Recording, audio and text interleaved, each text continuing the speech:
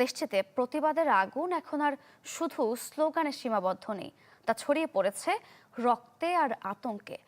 আন্তর্জাতিক গণমাধ্যম ও মানবাধিকার সংস্থাগুলোর দাবি, এখন পর্যন্ত ইরানে কয়েকশো মানুষ নিহত হয়েছে। এদিকে মার্কিন প্রেসিডেন্ট ডোনাল্ড ট্রাম্প নতুন করে হুঁশিয়ারি দিয়ে বলেছেন, দেশটিতে শিগগির সামরিক পদক্ষেপ বিবেচনা করছে যুক্তরাষ্ট্র।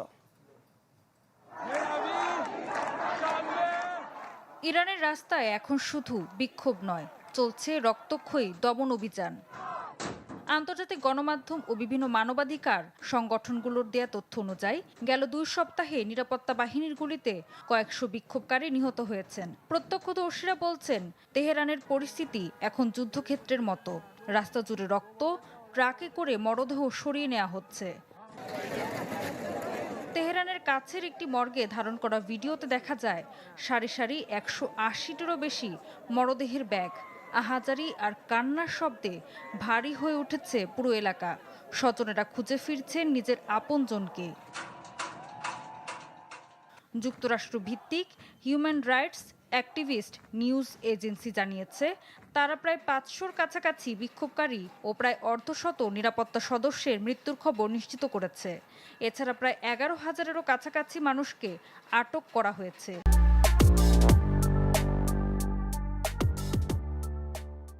হাসপাতালগুলোতে লাশ আর গুলিবিদ্ধ তরুণে ভরে উঠেছে জরুরি বিভাগ। এই রক্তক্ষয়ের মধ্যেই ইরানকে হুঁশিয়ারি দিয়েছে যুক্তরাষ্ট্র। মার্কিন প্রেসিডেন্ট ডোনাল্ড ট্রাম্প বলেছেন, ওয়াশিংটন সামরিক হস্তক্ষেপ সহ শক্তিশালী বিকল্প বিবেচনা করছে। এর আগে যুক্তরাষ্ট্রের হুঁশিয়ারির পাল্টা প্রতিক্রিয়ায় ইরানের পার্লামেন্ট স্পিকার বলেছেন, যুক্তরাষ্ট্র হামলা চালালে ইসরায়েল ও মধ্যপ্রাচ্যে মার্কিন সামরিক ঘাঁটি ও জাহাজ পরিণত হবে হামলার বৈধ লক্ষ্যবস্তুতে।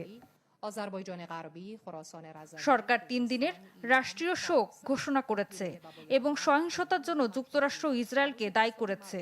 তবে বিভিন্ন সংবাদ মাধ্যমের প্রতিবেদনে দাবি করা হচ্ছে, নিরাপত্তা বাহিনী সরাসরি বিক্ষোভকারীদের লক্ষ্য করে গুলি চালাচ্ছে।